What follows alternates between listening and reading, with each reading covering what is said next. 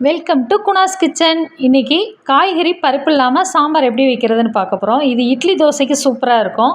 1.5 spoon வரமல்லி, 2 spoon பொட்டுக்கடலை, 7 காஞ்ச மிளகாய். இதை நம்ம நல்லா வறுத்து எடுத்துக்கலாம். அரைக்கிறப்ப சேர்க்குறதுக்கு தேங்காய், 2 தக்காளி. இப்போ நம்ம 2 நிமிஷம் வறுத்தாலே போதும். வாணலியில் பொட்டுக்கடலையும் வறுத்துக்கலாம். காஞ்ச மிளகாயும் வறுத்துட்டு நம்ம ஆறுனதுக்கப்புறம் அரைச்சி எடுத்துகிட்டு வந்துடலாம். ஆறிடுச்சு. நம்ம மிக்ஸி ஜாரில் சேர்த்துட்டு தேங்காய், 2 தக்காளியை கட் பண்ணி போட்டு அரைச்சிக்கணும்.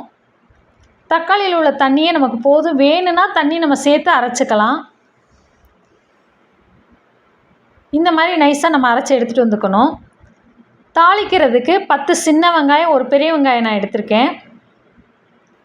இந்த மாதிரி கட் பண்ணி வச்சுக்கணும்.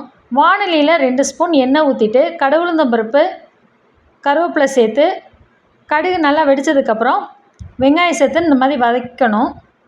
வெங்காயம் இப்போ நல்லா வதங்கிருச்சு. நம்ம அரைச்சி வச்ச விழுதை இதோடு சேர்த்துக்கலாம்.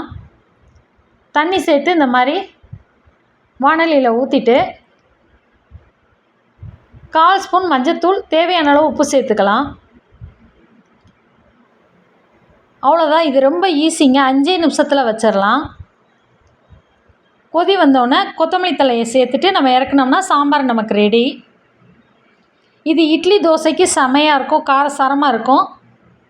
ட்ரை பண்ணி பாருங்கள் ஒரு தடவை. நல்லா கொதித்ததுக்கப்புறம் கொத்தமல்லி தழையை சேர்த்துக்கலாம்.